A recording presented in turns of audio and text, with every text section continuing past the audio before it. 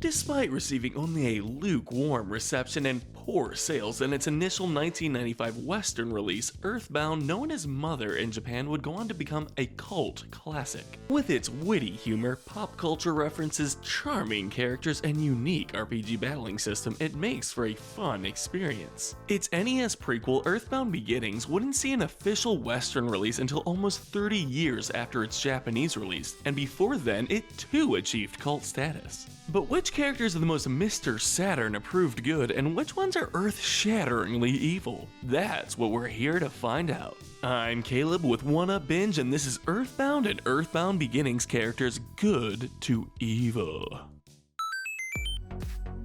For this list, we'll be ranking the characters from both games, starting with the most good and pure and working our way down to the most evil and vile. One quick thing to note is that we'll be including information from official sources such as Earthbound Player's Guide and Encyclopedia Mother. Additionally, both of these games have a ton of characters, so we'll only be including the more notable ones, or else we would be here all day. And with that out of the way, let's begin. As usual, we start off with the good category. This may come as a surprise, but the gold medal of good goes to Buzz. Coming from 10 years in the future, Buzz is an insect-like creature that emerges from a meteorite that fell to Earth near Ness's house. When Ness reaches the meteorite, Buzz tells him about Gygus and that he will conquer the world soon. He also tells Ness about the legend of the Chosen Four prophesized heroes that will defeat Gygus, one of whom being Ness himself. When a Starman Jr. is sent from the future to kill him, Buzz blocks potentially deadly psi attacks to protect Ness in battle. After being brutally swatted by Porky's mother, Buzz tells Ness in his dying words that he must visit each of the 8 sanctuaries to harness the power of the Earth and save the world. If it wasn't for Buzz, Ness would not have been notified about the impending doom ahead, as well as his important role in stopping Gygus, which makes Buzz more than worthy of the gold medal of good. The silver medal of good has to go to Dr. Andonuts. Note that Dr. Andonuts also appears in Mother 3, but we'll only be talking about his role in Earthbound. Anyways, he is Jeff's father and a scientist who resides in a lab in Winters. He plays a central role in the plot and gives Jeff the Skyrunner so he can rescue Ness and Paula, and helps Brick Road become Dungeon Man. His most important role, however, is the invention of the Phase Distorter, with the help of Apple Kid and the Mr. Saturns. Ness and friends need this as it will allow them to travel through time and space in order to reach Gygus. However, since it destroys all living matter, Andonuts transfers the bodies of the party into robots so they don't die.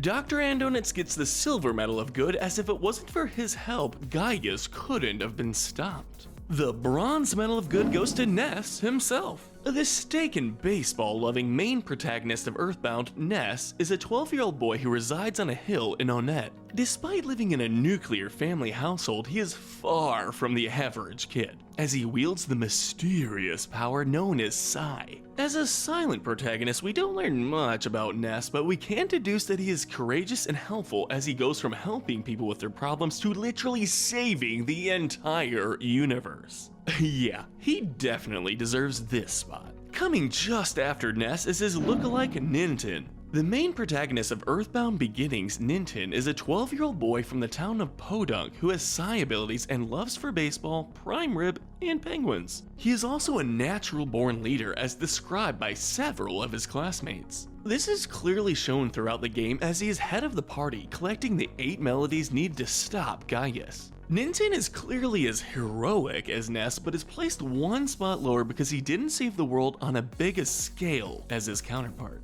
Next, we have Paula Jones. Paula lives in Tucson's Polestar Preschool, run by her parents. Her kindness shows as the students there look up to her as some sort of a motherly figure. She has psi abilities and she uses them to contact Ness to help her get out of the prison Mr. Carpainter trapped her in, and again to contact Jeff to help her and Ness to get out of their prison in Threed. She is also instrumental in the final battle against Gygus, using the powers of her prayers to combine the powers of those around the world to defeat him. Her strong leadership skills and wise use of her abilities are what justifies her placement here. We now come to our second Earthbound Beginnings protagonist, and that is Lloyd. A student at Twinkle Elementary School in Marysville, Lloyd is a nerdy kid who is often bullied by his classmates. His knowledge of mechanics is shown when he manages to send a bottle rocket at the rocks blocking the way to the Union Station.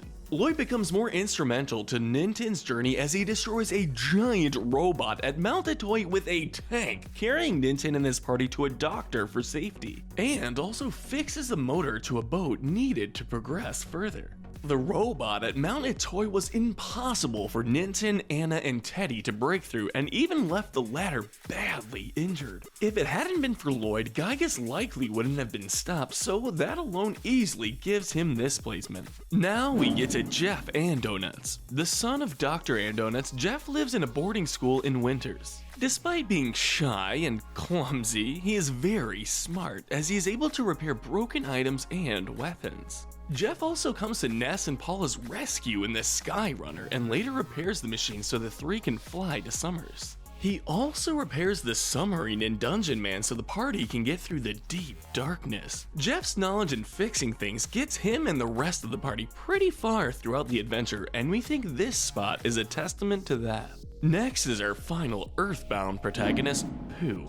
Don't let the name fool you, as Pooh is a strong, serious, and dedicated martial artist. Coming from the faraway kingdom of Dalam, he is also a kind individual, gaining much respect from the people in the kingdom. He is brave and willing to go through any form of training, including Mu training, in which many of his body parts have to be broken.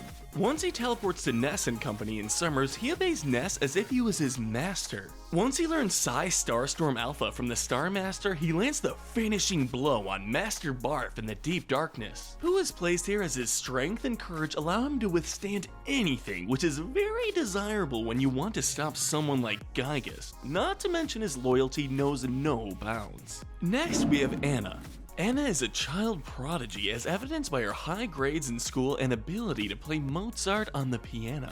She's a kind young girl, which showed when she freed a bunch of frogs from being dissected at her school, albeit subconsciously. While part of Ninten's party, she is of great aid to his journey in finding the 8 melodies, using her offensive Psy abilities to deal great damage to enemies. Out of all the protagonists between both games, we know the least about Anna, but considering she is one of the heroes that initially stopped Gygas, we can't place her any lower.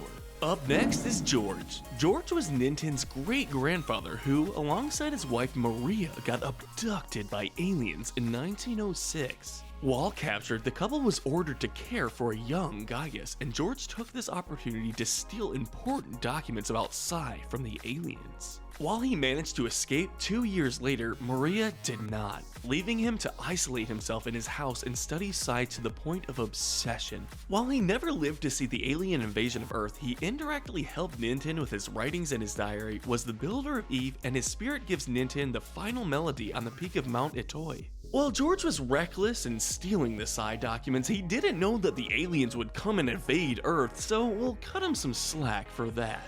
At the end of the day, we're placing him here because of how he helps Ninten, even if it wasn't direct. George's wife Maria is next. Maria was Ninten's great-grandmother who was also abducted by aliens along with her husband, as stated in our previous entry. Maria was the primary caretaker of Gygas when he was an infant and kept the role after George escaped. In the present day, she seems to have forgotten her identity and rules over Magicant as Queen Mary. Here she tells Ninten and company to find the 8 melodies as a lullaby that she sang to Gygas as a kid. Once they are all found, she finally remembers her past and that she is Maria, while Magicant was simply a mirage formed from her consciousness. This closure causes Magicant to disappear and her to join George in the afterlife.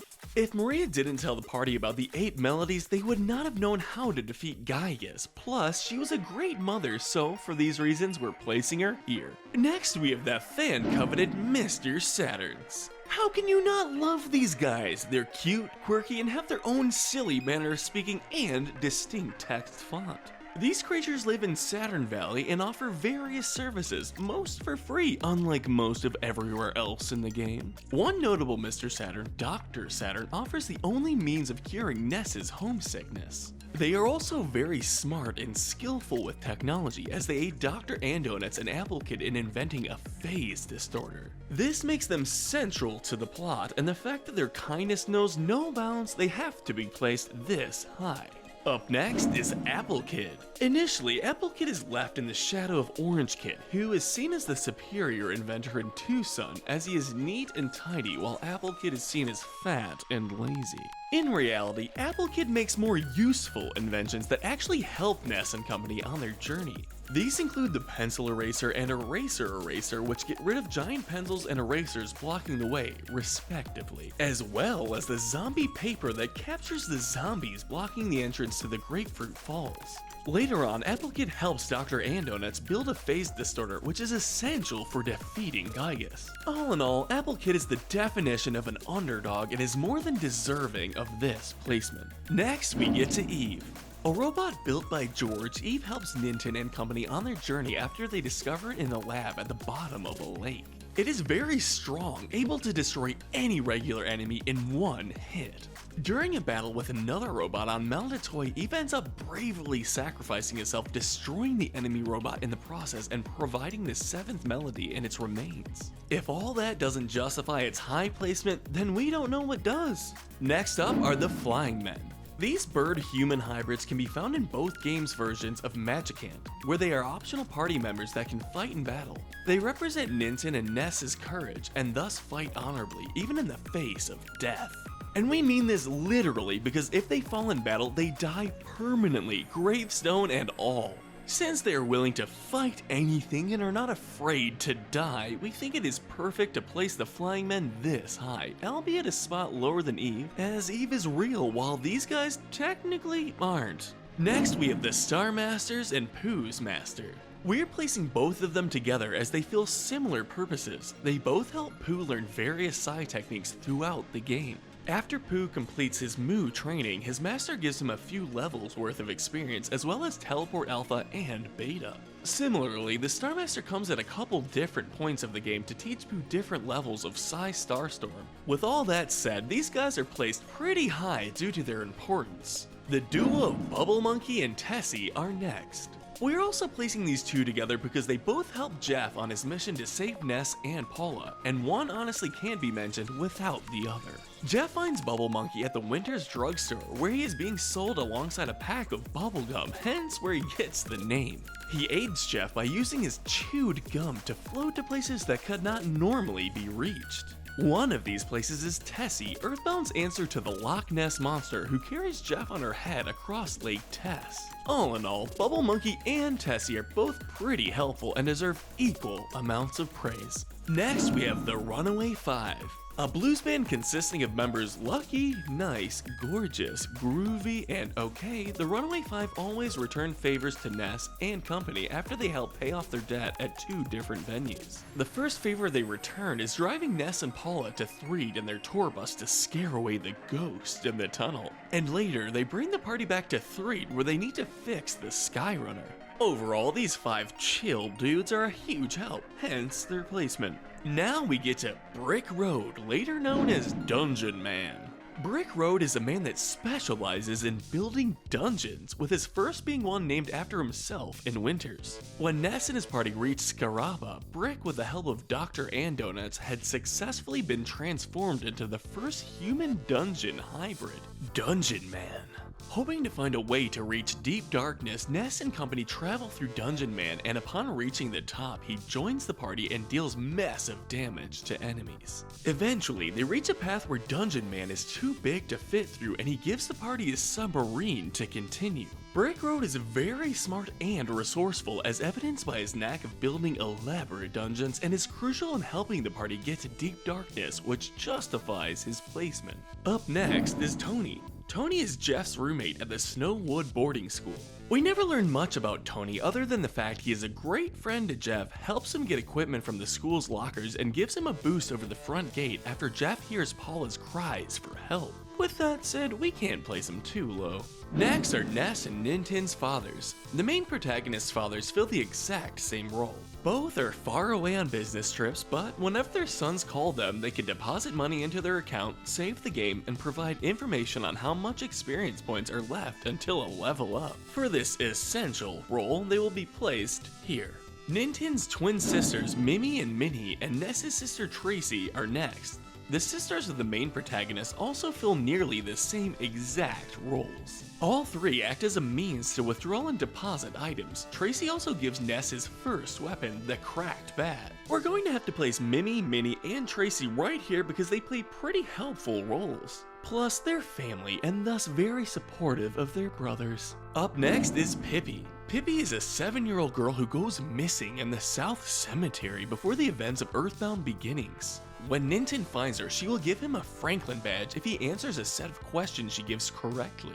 She later appears in the swamp on the way to LA where she can recover the health of Ninten and his party. Even though we never learn much about her, these two aspects are enough to place her this high.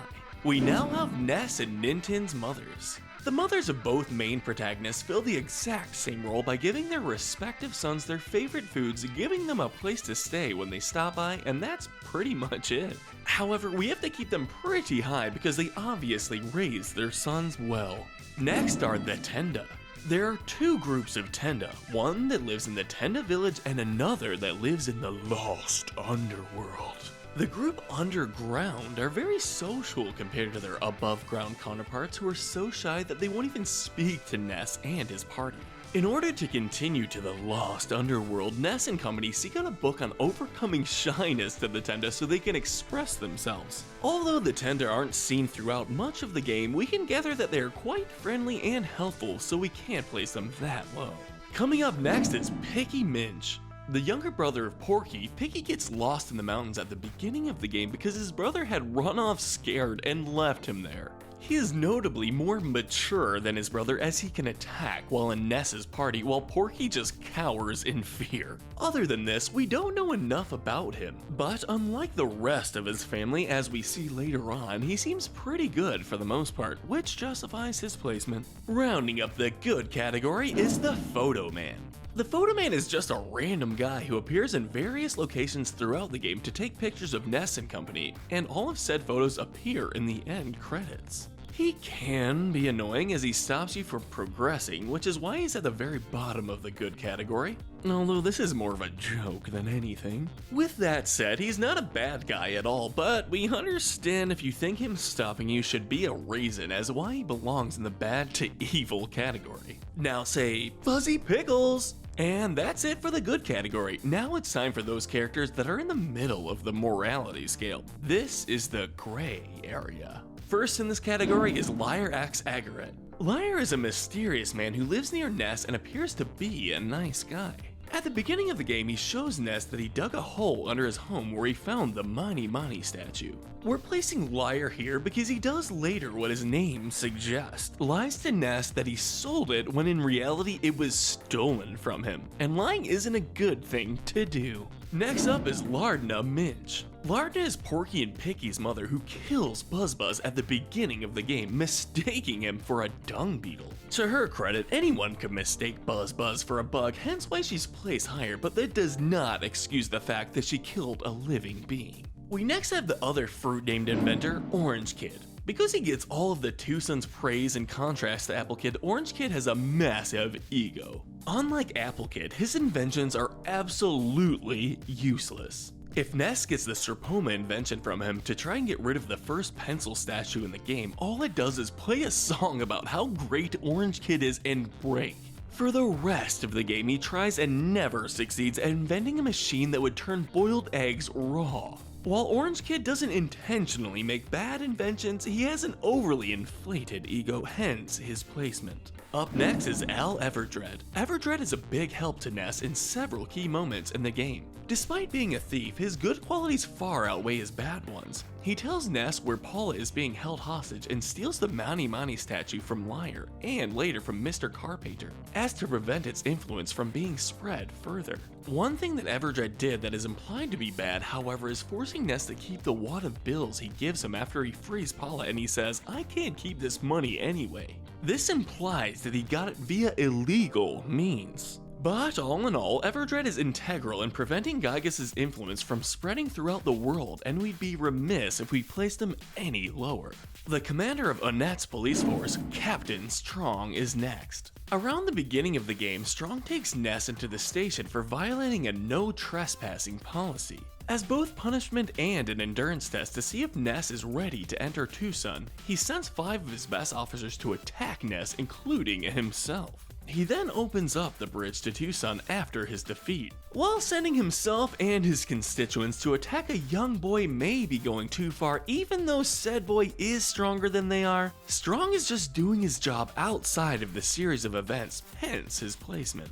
Next up is our final protagonist from Earthbound Beginnings, and that is Teddy. Due to the death of his parents when he was very young, Teddy grew up as a rebellious, often violent kid. This behavior led him to join LA's notorious Blah Blah gang and eventually even became their leader. When Ninten and his party come to LA's live house, Teddy challenges them to a fight, accusing them of beating up some of his gang members. After a few turns in battle, he becomes impressed by their strength and joins the party, wanting to travel to Mount Itoi, where his parents died.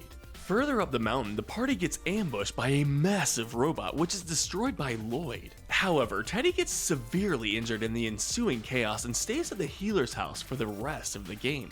Thankfully, he is shown to have fully recovered in the game's ending. Because of his past actions, Teddy has to be placed here. He has done worse than those in the gray area before him, but he becomes a hero later on, so it'd be a crime, no pun intended, to place him lower. We next have another gang leader in Frankie Fly. Frank is the leader of the Sharks, a gang that terrorizes Onette. Frank is not afraid to brandish his knives at Ness as well as his robot, the Frankenstein Mark II. Upon defeat, he disbands his gang and tells Ness about the game's first sanctuary, the Giant Step. Additionally, he will fully heal Ness and his party if they revisit him. Frank plays a similar role to Teddy, but is placed a spot lower because unlike Teddy, he never joins the party. Now we get to A. Goodman, simply referred to as Mr. Mayor in-game. A. Goodman is the mayor of Podunk. Unlike what his name suggests, he really isn't a good man and is very much a jerk. When strange occurrences start happening in the city, he is more concerned about his upcoming re-election campaign than the safety of his citizens. When Goodman tells Ninten to find Pippi when she goes missing, he only wants him to do so in an attempt to boost his approval ratings. We can't place him too low as he seemingly has no evil intentions, but regardless, he is a shady, corrupt politician.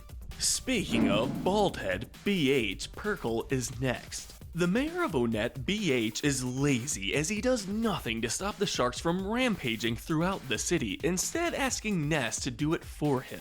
If that wasn't enough, it is shown at the end of the game he was re-elected because he was given credit for taking care of the Sharks. BH is placed here because of his laziness and incompetence, but at the end of the day he isn't considered bad.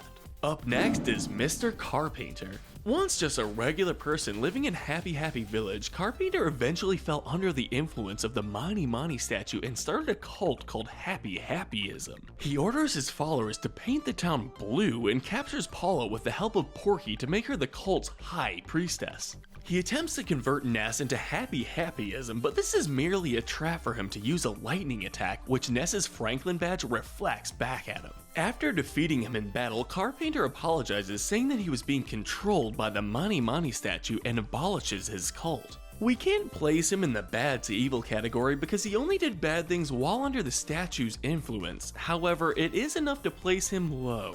Completing the gray area is Geldegard Monotoli. Originally just a regular person, Monotoli became corrupt due to the influence of the Mani Mani statue, which he steals from Everdred. The statue's influence gives him so much power that he becomes the mayor of Foresight and rules over it with an iron fist. Monotoli's power causes almost all the city's citizens to become brainwashed and support him, while the city's police enforce laws solely to protect him.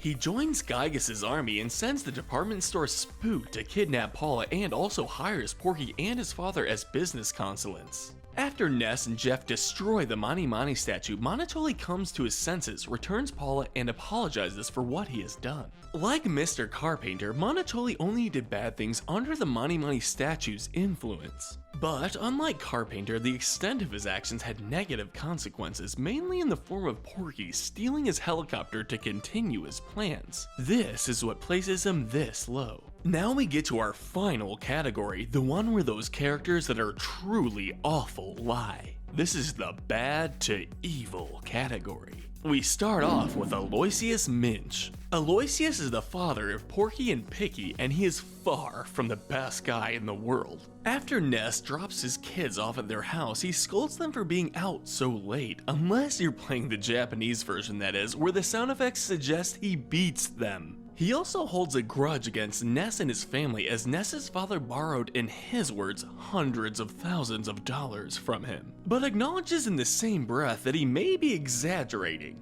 Aloysius isn't seen again until Ness and his party reach Fourside, where he and Porky are working as business consultants for Monotoli, and he says that his son made him live the life of a rich man. Overall, Aloysius is a cheap money grubber who physically abuses his kids, which is enough to place him here. We next have Ness's Nightmare. Ness's Nightmare is a boss that appears in Ness's version of Magicant. It is the incarnation of evil parts of Ness's mind, and Ness must defeat it to overcome his evil side. It is similar in appearance to the Mani Mani statue, which may be attributed to some of the statue's influence for him being around it so often. This entry speaks for itself as to why Ness's Nightmare is placed here. Up next is the Department Store Spook.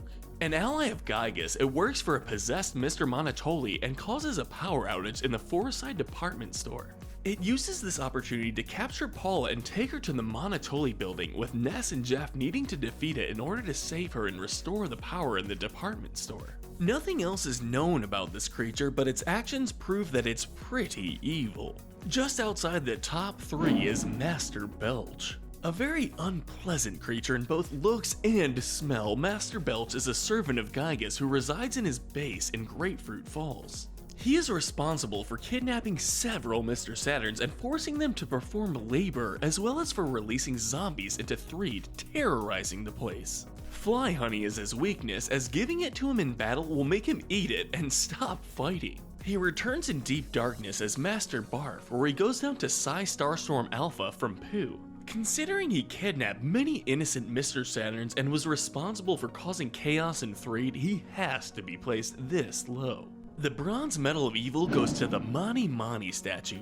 The Mani Mani statue is a sentient statue that Giygas uses throughout the game to spread his evil influence. When it gets in the hands of Mr. Carpainter, it causes him to kidnap Paula and form the Happy Happiest cult, which in turn makes Happy Happy Village go haywire.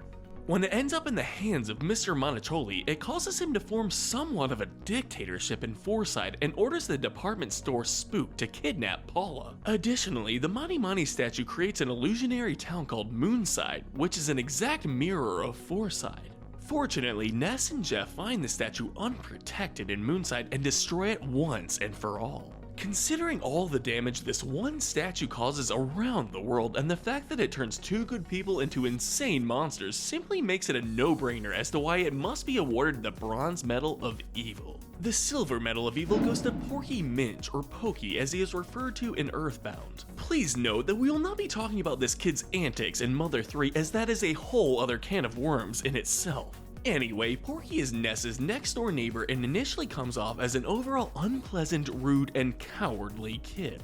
He cowers and plays dead while Ness fights off enemies on the way to the meteorite, but this changes when he later becomes allies with Giygas, progressively gaining more confidence. Porky is responsible for Paula's initial kidnapping while he allegedly becomes the high priest of the Happy Happiest cult and tries to stop Ness from getting the key to her cell. In Fourside, Porky and his father gain power by working as business consultants for Monotoli, and after escaping via a helicopter, Porky eventually steals a phase distorter to travel back in time to prepare for the Chosen Four's arrival. As Giygas awakens in the Devil's Machine, Porky confronts Ness and company before the final battle, turning off the machine and revealing Giygas' true form. After Giygas' defeat, he escapes by traveling through space and time. Porky goes from being a brat to downright insane, two characteristics that one does not look upon fondly, and goes out of his way to stop Ness and his friends from defeating Gygus. This should be enough to earn him the Silver Medal of Evil. Finally, the Gold Medal of Evil goes to Gygus himself. When he was a child, Gygus was raised by George and Maria after they got abducted by aliens. However, because George escaped with the aliens' information on Psy, Gygus was instructed to lead an invasion of Earth when he became an adult so the humans wouldn't use their powers against them. Gygus refused to do so because he did not want to betray those who raised him, causing him to be forcefully separated from his mother, Maria. 80 years after George's escape, Gygus leads an army of aliens and robots onto the world, and his influence causes inanimate objects to move and people and animals to violently lash out throughout the world. Ninten and his party confront him and sing the 8 melodies, a lullaby that Maria sang to him as a child. This slowly makes Gygus remember his mother, and his guilt and emotional stress causes him to retreat. Some years later, Gygus gained an uncontrollable amount of power which destroyed his mind and body. He also lost all rational thinking and only knows that he wants to destroy the entire universe. Invading Earth once again, he discovered the Apple of Enlightenment, which predicts his defeat at the hands of Ness, and he goes back 10 years in the past to stop him. Gygus' influence on the world this time mirrors what was seen the last time, now with the aid of the Mani Mani statue and Porky. Eventually, the Chosen Four, Ness, Paula, Jeff, and Pooh, travel back in time to the Cave of the Past to stop him. Here, Gygus is in a form that is utterly incomprehensible and is defeated out of existence by Paula's prayers. Gygus is one of the most tragic villains in Nintendo history, and part of us can't help but sympathize with him. However, that does not excuse the fact that his influence corrupted many people and nearly caused the destruction of the entire universe, easily gaining him the Gold Medal of Evil. And that's the list. However, before we go, we have to hand out some medals to the characters we think deserve them the most. The Darwin Medal goes to A. Goodman. Sending a boy out to find a missing girl just so your approval ratings would go up, that sounds like something that would make them go down. The Sloth Medal goes to our other mayor, B.H. Perkle. You know you're lazy when you send a kid to clean up a shop in your own city. We're giving the Gluttony Medal to Master Belge. His name speaks for himself, plus he's obsessed with that fly honey. The Pride Medal is going to Orange Kid. I mean, he makes an invention that sings about how great he is. Need we say more? We're giving the Wrath Medal to Gygus. If destroying the universe is the only thing in your headspace, this medal is for you. The Envy Medal goes to Porky. The only reason he joins Gygus in the first place is because he is jealous of Ness. The Greed Medal goes to Porky's dad, Aloysius. His greed makes him think Ness's dad owes him more money than he actually does. Finally, the Lust Medal goes to Dr. Monotoli. When possessed by the Mani Mani statue, he wants more and more power, and that's pretty lustful. But let us know in the comment section if you agree with our ranking and tell us what we should cover next. And if you need a 1-up, hit that notification bell and binge our Good to Evil playlist where we break down the morality of characters in your favorite games. Thanks for watching.